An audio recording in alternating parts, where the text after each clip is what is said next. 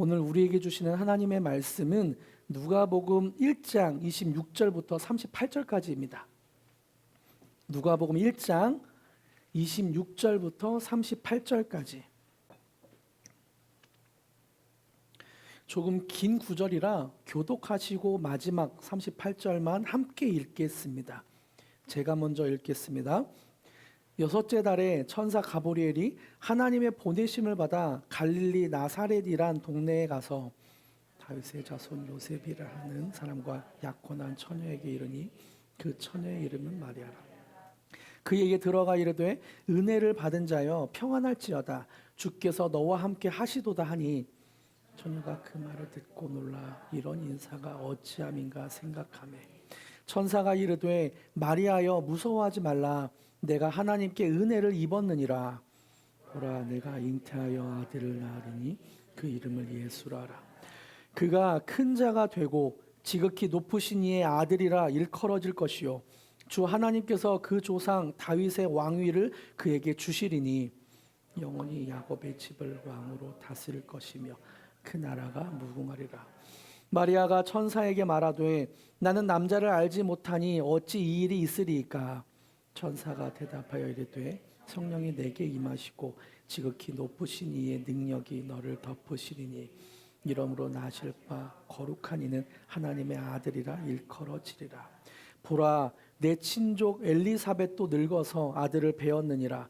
본래 임신하지 못한다고 알려진 이가 이미 6달이 되었나니 대저 하나님의 모든 말씀은 능하지 못. 함께 읽겠습니다. 마리아가 이르되 주의 여종이오니 말씀대로 내게 이루어지이다 하매 천사가 떠나가니라. 아멘. 오늘은 누가복음 1장 26절부터 38절까지를 본문으로 절망의 끝자락에서 피어나는 소망의 기적, 절망의 끝자락에서 피어나는 소망의 기적이라는 제목으로 함께 말씀을 나누겠습니다. 여러분, 사람이 인생을 살아가면서 무언가 소망을 기대하고 품는 것은 굉장히 중요합니다. 이 소망이 있기 때문에 살아갈 힘이 되고 현재의 고통을 이겨나갈 이겨나갈 수 있는 힘이 되죠. 여러분 한번 생각해 보세요. 20대의 꽃다운 나이에 국방의 의무에 따라 군인이 된 사람이 고된 훈련과 외로움을 견뎌낼 수 있는 이유가 무엇입니까? 언젠가 제대 날이 다가온다는 간절한 소망이 있기 때문이죠. 또 밤잠을 설쳐가며 책상 앞에서 공부를 하는 수험생들은 이런 고통스러운 시간을 왜 하고 있습니까? 원하는 대학에 합격할 소망이 있기 때문입니다. 무엇보다 임신한 여인을 한번 생각해 보세요. 몸은 무겁고 숨은 차오르지만 곧 품에 안게 될 아이의 미소를 소망하며 기대하며 그 산고의 고통을 기쁨으로 준비하죠. 심리학자이며 로고테라피를 창시한 빅터 프랭클이라는 교수님은 죽음의 수용소라는 책을 통해서 이렇게 말하고 있어요. 살아야 할 이유, 미닝이 있는 사람은 어떤 상황도 견뎌낼 수 있다. 소망이 있는 사람은 어떤 상황도 견뎌낼 수 있다는 거예요. 프랭클 교수는 2차 세계대전 당시 나치의 수용소에 갇혔었다고 합니다. 수용소라는 지옥 같은 환경 속에서 끝까지 살아남은 사람이 어떤가를 분석하고 연구했다고 해요. 놀랍게도 그들에게는 한 가지 공통점이 있었다고 합니다. 수용소에서 살아남은 사람들은 남들보다 체력이 강했거나 똑똑했기 때문이 아니었습니다. 바로 내일에 대한 의미와 소망을 끝까지 붙들었던 사람이었다고 하죠. 수용소에서 나와 만날 가족을 기대했던 사람들, 신에 대한 소망을 품고 믿음으로 버텼던 사람들이 죽음의 그림자가 드리운 수용소에서도 결국은 살아남았다고 합니다. 반면에 좋은 조건을 갖추었어도 소망을 잃어버리면 그 영혼은 죽어간다고 표현하죠. 이렇듯 사람이 소망을 품는 것은 인생의 중요한 의미를 갖습니다. 그런데 오늘 본문에는 내일의 소망을 기대할 수 없는 한 여인이 나와요. 미래를 기대하고 소망할 수 없는 상황에 빠진 한 여인에 나옵니다. 신학 용어로 이것을 수태고지라고 부르는 천사 가브리엘과 어느 여인의 대화 장면이에요. 어떤 상황인지 누가복음 1장 27절과 31절을 보세요. 제가 읽어드릴게요. 다윗의 자손 요셉이라 하는 사람과 약혼한 처녀에게 이르니 그 처녀의 이름은 마리아라. 보라, 내가 잉태하여 아들을 낳으리니. 처녀인데 내가 잉태하여 아들을 낳겠다라고 천사가 말해주는 거죠. 여러분은 이 말을 어떻게 여겨지세요? 이 말이 어떻게 들리세요? 우리는 흔히 성화나 어떤 영화에서 그려주는 모습으로 생각을 해보면 굉장히 아름답고 신비로운 모습으로 생각을 하기도 합니다. 하지만 당시 사회 분위기에서 이 장면은 전혀 우아하지 않은 상황이었어요. 우리에게는 예수님이 이 땅에 오신다는 것이 기쁜 소식이지만 결혼하지 않은 처녀가, 그것도 약혼한 처녀가 아이를 가졌다는 것은 당사자에게는 미래가 전혀 그려지지 않는, 소망을 품을 수 없는 사형 선고와도 같은 그런 소식입니다. 신명기 22장 23절과 24절에 약혼한 처녀가 다른 남자와 동침해서 임신했을 경우에 이렇게 하라고 성경은 말하고 있어요. 제가 읽어드릴게요. 22장 23절과 24절. 처녀인 여자가 남자와 약혼한 후에 어떤 남자가 그를 성읍 중에 만나 동침하면 너희는 그들을 둘 다 성읍 문으로 끌어내고 그들을 돌로 쳐 죽일 것이니 그 처녀는 성 안에 있으면서도 소리 지르지 아니하였으며 그 남자는 그 이웃의 아내를 욕보였음이라. 너는 이같이 하여 너희 가운데서 악을 제할지니라. 율법은 마리아와 같은 상황에 처한 여인을 돌로 쳐 죽여서 공동체 안의 악을 제하라고 말하고 있습니다. 마리아와 약혼했던 요셉 역시 이런 엄중한 율법을 알고 있었기 때문에 마리아가 죽는 것을 볼 수 없었던 의로운 요셉은 관계를 가만히 끊으려고 했던 거예요. 이 상황을 마리아 입장에서 한번 생각해 보세요. 만약 이 소문이 마을에 퍼지게 된다면 성난 궁중이 마리아를 성 밖으로 끌어내서 돌을 던져 죽여야 됐습니다. 마리아는 이런 각오를 한 거예요. 설령 목숨을 건진다고 해도 사랑하는 약혼자 요셉에게 버림받아야 되는 상황인 거죠. 또 아비 없는 자식을 키우며 평생 부정한 여인이라는 낙인으로 마을 사람들의 비웃음과 손가락질을 견디며 살아야 하는 그런 불투명한 미래를 그려지는 그런 여인의 모습입니다. 이건 축복이라기보다는 마리아의 인생을 송두리째 파괴하는 재앙처럼 보여요. 천사가 전하는 소식은 마리아의 인생 계획을 송두리째 흔드는 폭탄 선언이었습니다. 마리아는 천사를 통해 죽음의 문턱에 선 절망적인 소식을 듣게 된 것이죠.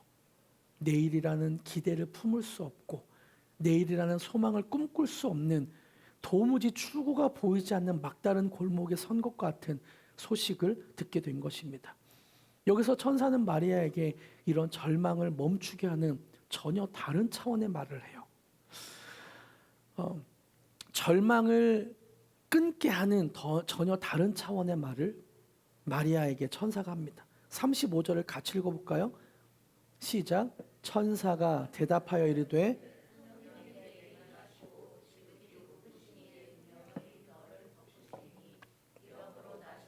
거룩한 이는 하나님의 아들이라 일컬어지리라. 성령이 내게 임하시고 지극히 높으신 이의 능력이 너를 덮으시리니. 성령이 임하시고 능력이 덮으시리니.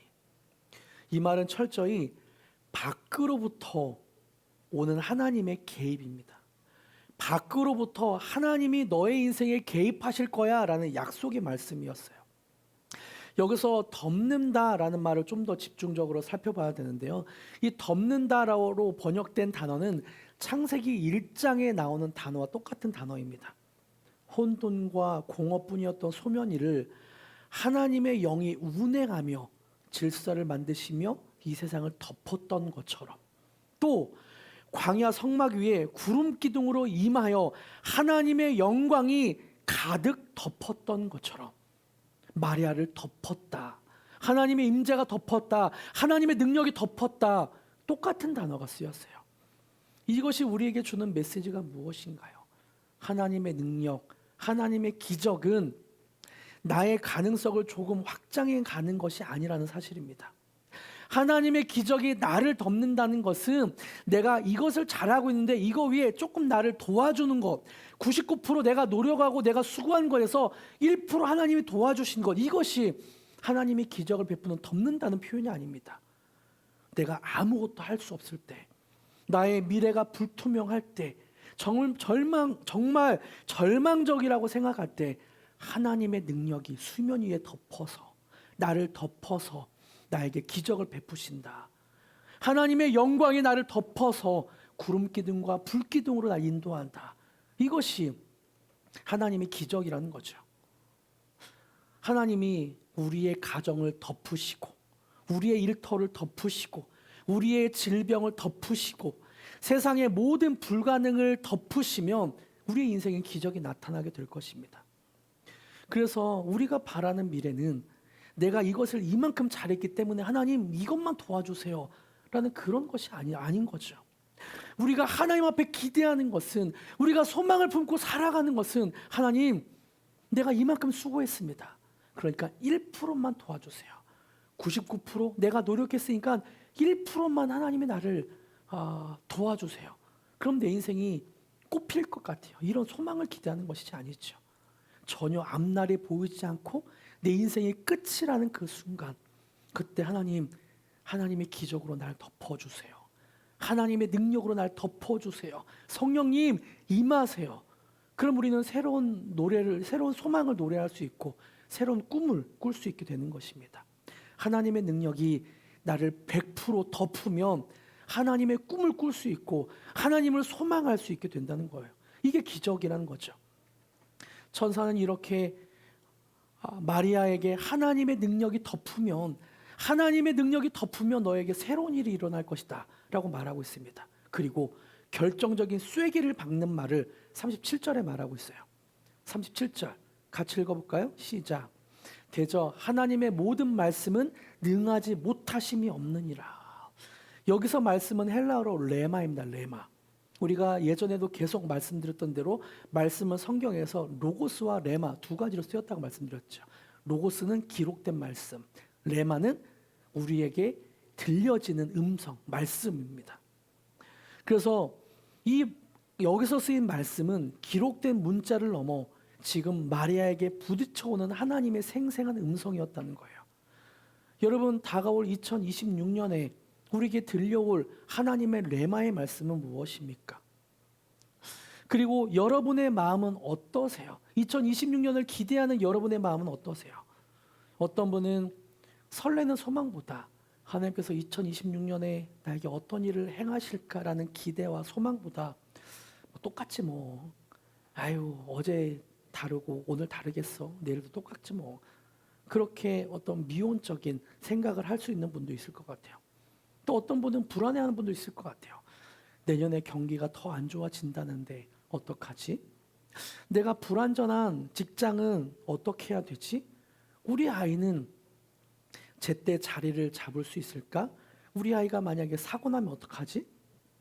또 나는 내 건강은 어떻게 하지? 이렇게 불안한 마음으로 2026년을 생각하는 분들도 있을 것 같아요. 우리 머릿속의 계산기는 쉴 새 없이 두드립니다. 이것이 부족하고 이것이 불안하고 이것이 준비가 안 돼 있어. 그래서 우리가 생각하는 그 계산기의 결과값은 항상 마이너스죠. 이것을 준비해야 되는데 이것이 안 돼 있는데, 그래서 우리는 늘 불안해합니다.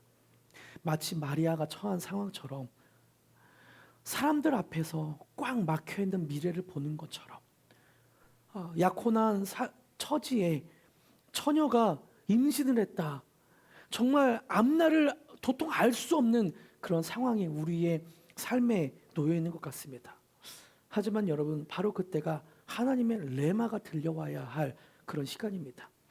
세상의 뉴스와 정보가, 우리가 알고 있는 지식이 우리를 절망의 늪으로 몰아넣을 때 우리는 하나님의 모든 말씀을 능치 못함이 없느니라 레마의 음성을 들을 때라는 거예요. 하나님의 능력이 너를 덮으면, 성령이 너에게 임하면 하나님이 다 하실 거야. 이런 레마의 말씀을 우리가 들어야 된다는 거예요. 내 인생의 계산기를 내려놓고 하나님의 약속을 붙들 때 우리의 절망은 소망으로 바뀌게 될 것입니다. 하나님의 기적을 기대하게 될 것이에요. 그렇다면 이 절망의 상황을 어떻게 소망으로 우리가 바꿀 수 있을까? 마리아는 이 두려운 소식을 어떻게 받아들였기에 정말 이 세상에 소망을, 온 세상의 소망이신 예수님을 잉태할 수 있었을까? 절망스러운 상황에서도 어떻게 소망을 품을 수 있었을까? 38절에서 마리아의 위대한 고백을 한번 보세요. 같이 한번 읽어볼까요? 38절 시작. 마리아가 이르되 주의 여종이오니 말씀대로 내게 이루어지이다 하매 천사가 떠나가니라. 마리아는 고백합니다. 주의 여종이오니 말씀대로 내게 이루어지이다. 이 고백은 상황에 떠밀려서 어쩔 수 없이 하는 체념이 아닙니다. 상황이 좋아 보이기 때문에 와 좋겠다, 주의 여종이오니 내게 이런 일이 있게 해주세요 라는 희망에 찬 메시지가 아니었어요. 자신의 명예, 생명, 그리고 앞으로 펼쳐질 모든 미래를 하나님께 맡기겠다는, 온전히 맡기겠다는 믿음의 고백이었습니다. 여러분, 마리아가 이 엄청난 고백을 할 수 있었던 것은 특별한 용기가 있었기 때문이 아니에요. 마리아가 대단한 사람이었기 때문이 아닙니다. 그 당시에 마리아가 역사학자들은 16살에서 17살쯤 되었을 것이다 라고 추정하거든요. 16살이면 하진이, 또 내년에 하빈이 같은 그 또래의 청소년이 주의 여종이오니 임신해도 괜찮습니다 라고 말하고 있는 거예요. 마리아가 그 어린 나이에 엄청 대단한 인물이었기 때문에 그 고백을 한 것은 아닙니다. 내가 무엇을 할 수 있는가가 아니라 하나님이 나에게 능력을 덮으시면, 성령이 임하시면, 레마의 말씀이 응답되면 그것이 가능할 것이라는 믿음의 순종이었어요. 두려움을 넘어 믿음으로 순복할 수 있었던 거죠. 사실 마리아는 눈앞에 험악한 상황을 소망의 근거로 삼지 않았습니다. 마리아가 소망의 근거를 두었던 것은 성령님의 임재와 하나님의 덮으심이었어요. 마리아가 소망의 근거를 삼았던 것은 하나님 그 자체였습니다. 이런 관점에서 세상이 말하는 상황에 소망을 두면 절망을 경험하게 되어 있습니다. 언제 바닥날지 모르는 통장 잔고, 나의 성실함이 보장해 줄 것 같은 현재의 노력, 나를 증명해 주는 사회적 타이틀과 인맥, 내 뜻대로 잘 커주는 것 같은 자녀나 아직은 버틸 만한 건강, 이런 것들은 언제 변할지 몰라요. 이런 것에 소망을 두면 상황은 변하기 때문에 절망을 경험하는 순간이 반드시 올 것입니다. 인간은 상황을 바라보며 기대하지만 안타깝게도 상황에 소망을 두는 순간 그 소망은 상황이 흔들릴 때마다 우리의 마음은, 우리의 감정은 요동칠 거예요. 하지만 마리아는 달랐죠. 마리아는 그녀에게 닥친 사건을 본 것이 아니라 그 사건 속에 흐르는 하나님의 말씀을 들었습니다. 그 사건 속에 흐르는 하나님의 능력을, 덮으시는 능력을, 그 능력을 바라보았어요. 이것을 우리들 교회 김양재 목사님은 구속사라고 표현하더라고요. 구속사. 여러분, 혹시 우리들 교회 성도님들의 간증을 들어본 적 있으세요? 사업이 망해서 노숙자가 되었던 분이 간증을 하기도 하고, 남편의 무관심 속에 방황하다가 외도하며 큰 실수를 저지른 분이 나와서 고백하기도 합니다. 그 간증을 듣고 있으면 와, 저런 이야기를 남들 앞에 하는 것이 괜찮을까 싶은 좀 이렇게 부끄러운 이야기까지도 굉장히 자연스럽게 하더라고요. 그러면서 꼭 하는 이야기가 있습니다. 내 인생에 그 고난의 시간이 없었다면, 그 부끄러운 시간이 없었다면 나는 절대 하나님을 만나지 못했을 것입니다. 그 부끄러운 시간을 통해서 나는 하나님을 만났습니다. 그래서 남들한테 말하는 것이 부끄럽지 않습니다. 하나님을 자랑하는 것이 부끄럽지 않습니다. 자신의 힘들었던 이야기를 하면서 이런 사건이 있었기 때문에 자신이 예수님을 알게 되었다고 간증하는 거죠. 그래서 우리들 교회에서는 내 인생에 일어나는 모든 사건은 나를 구원하시고 거룩하게 하시는 하나님의 처방이다. 하나님의 처방전이다. 의사가 처방을 하듯 하나님은 우리에게 그 고난의 시간을, 부끄러운 시간을 처방한 것이다 라고 표현합니다. 그래서 구속사라는 거예요. 나의 고난이 구속사로, 관점으로 바뀌었다. 이것을 마리아의 관점을 한번 볼까요? 세상적인 윤리나 도덕의 안경을 쓰고 마리아를 보면 약혼한 처녀가 아이를 가진 거예요. 얼마나 절망적인 상황입니까? 돌에 맞아 죽어야 하는 수치이자 비극입니다. 소망을 품을 수 없고 미래를 그릴 수 없는 아주 부끄러운 수치스러운 일이죠. 하지만 구속사의 안경을 쓰고 보면 이 사건은 인류를 구원하기 위해 하나님이 친히 최고의 축복이자 인류에게 소망을 주신 최고의 사건이 됩니다. 구속사의 사건으로 해석하게 되면 마리아는 최고의 임신을 하게 된 거예요. 마리아가 말씀대로 이루어지다라고 고백할 수 있었던 이유는 자신의 상황을 불행으로 해석하지 않고 나를 통해 그리스도가 드러나야 하는 구속사적 사건으로 해석했기 때문이에요. 하나님을 바라보았기 때문이죠.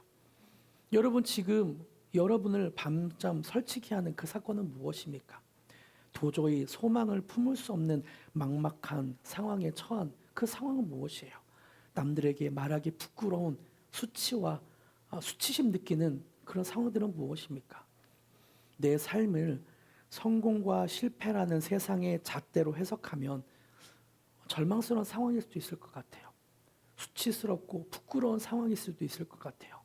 하지만 내 삶에 찾아온 고난과 결핍을 구속사로 해석하게 되면 우리도 마리아처럼 고백할 수 있게 되죠. 주님, 이 상황은 내가 다 이해할 수 없지만 내 인생의 이 아픈 조각이 하나님의 구원을 드러내는 완전한 사건임을 고백합니다. 구속사로 바라보며 주의 여종이오니 주의 뜻대로 되게 하여 주옵소서. 말씀대로 내게 이루어지게 하여 주옵소서. 이런 고백을 할 수 있게 될 것입니다. 이 고백이 터져 나올 때 상황을 압도하는 하늘의 소망이, 하나님이 주시는 소망이, 하나님 그 자체로 바라볼 수 있는 소망이 우리한테 넘치게 될 것입니다. 할렐루야. 말씀을 맺겠습니다. 이제 며칠만 지나면 2026년이 다가옵니다. 다가올 2026년에는 여러 가지 일이 있을 거예요. 그 중에서도 우리가 잘 아는 월드컵이 내년에 열린다고 하죠. 아마 다시 한번 우리나라는 월드컵의 뜨거운 열기가 가득할 것 같습니다. 여러분, 축구 경기를 보실 때 여러분의 마음이 어떻게 변하세요? 감정들이 어떻게 움직이시나요? 우리 선수들이 결정적인 찬스를 놓치면 내일처럼 안타까워하죠. 그러면서 선수를 욕합니다. 우리가 선수보다 축구를 잘하는 건 아니지만 아유, 거기서 슛을 했어야지, 아유, 거기서 패스를 했어야지, 너무나 안타까운 마음으로 이야기를 해요. 그리고 종료 직전 극장과 같은 극장골, 역전골을 넣게 되면 와라고 하면서 온 아파트가 환호성으로 그렇게 환호성 치며 옆사람과 부둥켜 안으며 환호하죠. 내가 직접 경기장에서 뛴 것도 아닌데 왜 그렇게 열광할까요? 왜 이렇게 마음 아파할까요? 딱 한 가지 이유입니다. 우리가 대한민국이라는 이름 아래 하나로 묶인 소속감이 있기 때문이에요. 팀의 승리가 나의 승리가 되고 그들의 거둔 영광이 나의 영광으로 느껴지는 소속감이 있기 때문입니다. 성탄의 계절, 예수님이 이 땅에 오신 소식이 왜 우리에게 기쁨이 되는 것일까요? 바로 우리가 예수 그리스도라는 승리할 수밖에 없는 팀에 소속되었기 때문입니다.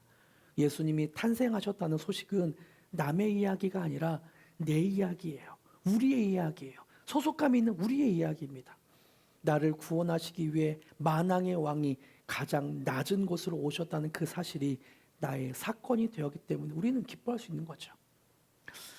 세상은 눈이 오는지, 산타가 오는지, 선물을 주고받는지, 사랑하는 사람이 있는지에 따라 마음이 요동치며 설레하지만 우리가 성탄을 설레는 이유는 딱 한 가지죠. 우리 죄를 위해 이 땅에 오신 예수님 때문입니다. 나를 구원하신 예수님 때문이에요. 우리는 더 이상 사탄과 사망의 팀에 속하지 않게 되었습니다. 주장 되신 예수님이 이미 십자가와 부활로 죄와 죽음의 꼴문을 완전히 가르셨어요. 그래서 우리는 성탄절을 기대하며 와! 할 수 있는 거예요. 와! 예수님이 죄와 죽음의 그 팀을 물리쳤습니다. 그 꼴망을 가르셨습니다. 완전히 승리하셨다는 그 소식을 기뻐할 수 있는 것입니다. 여러분, 2025년을 마무리하는 시점에 여러분의 삶이 마치 돌에 맞아 죽을 것 같은 위기의 마리아 같습니까? 사방에 꽉 막혀서 미래를 기대할 수 없는 막다른 길에 홀로 버려진 것 같은, 던져진 것 같은 느낌인가요? 여러분, 낙망하지 마십시오. 두려워하지 마십시오. 구속사의 해석으로, 구속사의 눈으로 바라보면 우리는 이미 승리한 예수님과 한 팀입니다. 우리는 예수님께 소속되어 있어요. 그래서 우리의 무능함은 더 이상 하나님의 일을 가로막는 장애물이 되지 않을 것입니다. 남들에게 들키기 두려운 수치와 부끄러움은 더 이상 나를 올가매는 어떤 그런 사건이 되지 않을 거예요. 하나님을 경험하는 사건, 예수님을 내가 알게 된 그 사건이 될 것입니다. 마리아가 자신의 비천함을 넘어 하나님의 큰 일을 보았듯이 우리의 초라함을 넘어 우리를 덮고 계신 하나님의 영광의 구름이, 하나님의 능력이 우리를 덮을 것입니다. 주의 종이오니 말씀대로, 주의 말씀대로 내게 이루어지이다. 이 담대한 믿음의 고백으로 2026년의 문을 여시기를 축복합니다. 할렐루야. 나의 계산기가 아니라 하나님의 약속, 하나님의 말씀을 의지하는 2026년이 되는 저와 여러분에게 축복합니다. 할렐루야. 함께 찬양하기를 원합니다. 주 예수님만이 나의 산소망이 됩니다. 세상이 아니라, 나의 계산기가 아니라 예수 그리스도만이 나의 산소망이 됩니다. 함께 고백합시다. 깊은 절망에 고백합시다. 깊은 절망에 수렁 가운데 주님께 닿을 수 없던 우리, 어두운 밤 중에 하늘을 향해 주의 이름 나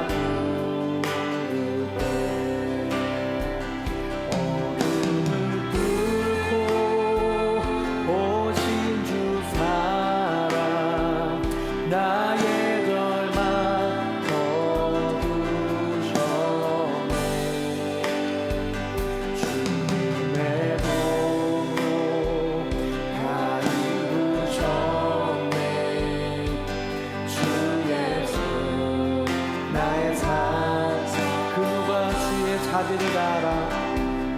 그가 주의 자비를 알아. 없는 은혜 증량할까. 영광을 떠나 이 땅에 오신 죄가 되신 주의 십자가 내게 말하네. 영원히 나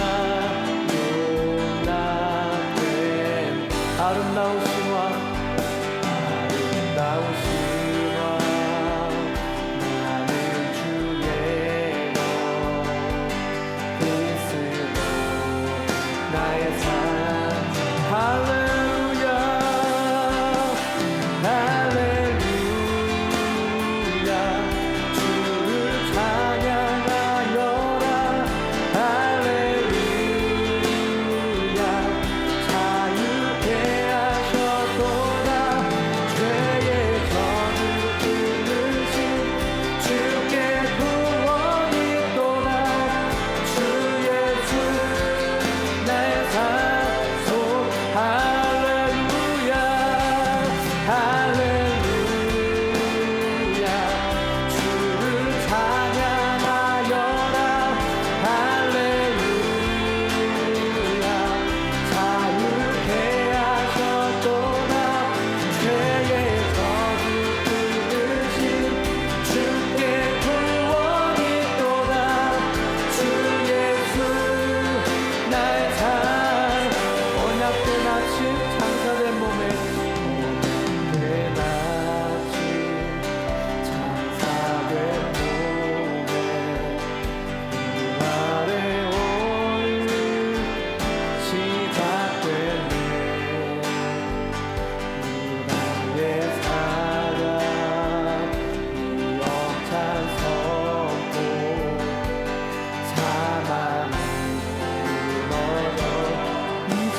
사망은 무덤이거늘 내 사망은 무덤이거늘 우리를 주장할 수 없는 유다의 사자 유다의 사자 위엄차 보여 사망이 무너졌도다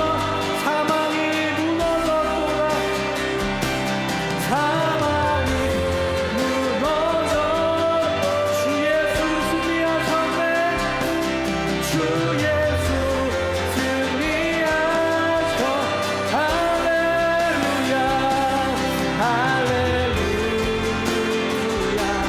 주를 찬양하여라 이 땅에 오신 예수님을 선포하며 찬양합니다. 우리를 자유케 하신 주의 능력을 선포합니다. 그르신 주께 구원이 있도다 주 예수 나의 산 할렐루야 할렐루야 주를 찬양하여라 할렐루야 자유케 하셨도다 죄의 저주 그르신 주께 구원이 있도다 주 예수 다시 한번 선포하며 찬양합니다. 우리의 소망 되신 주님께 할렐루야 주를 찬양을 할렐루야 자유케 하사 죄와 저주 끊으신 주께 구원 주 예수 나의 산 소망 나의 주 예수 나의 산 소망 주 예수 나의 주 예수 나의 산 소망 주 예수 나의 산 소망 함께 한번 기도하기로 합니다. 하나님 예수님이 우리의 산소망이 되십니다.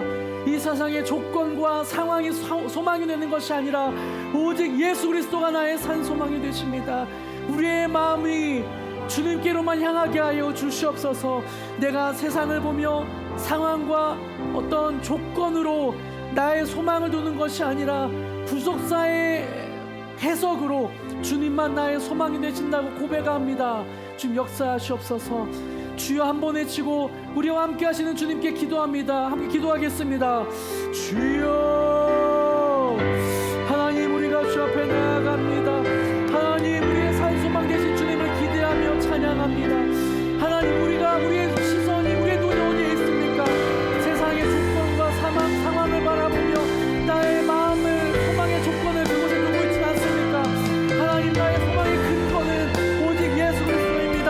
나의 소망의 근거는 오직 하나님입니다. 하나님의 능력이 날 덮게 하여 주시옵소서.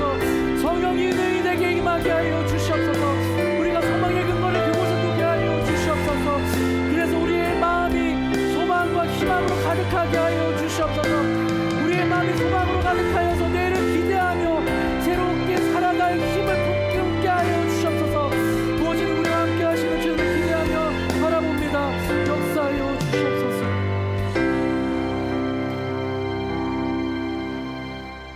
소망의 근원이 되시는 근거가 되시는 예수님을 기대하며 축복하며 바라봅니다.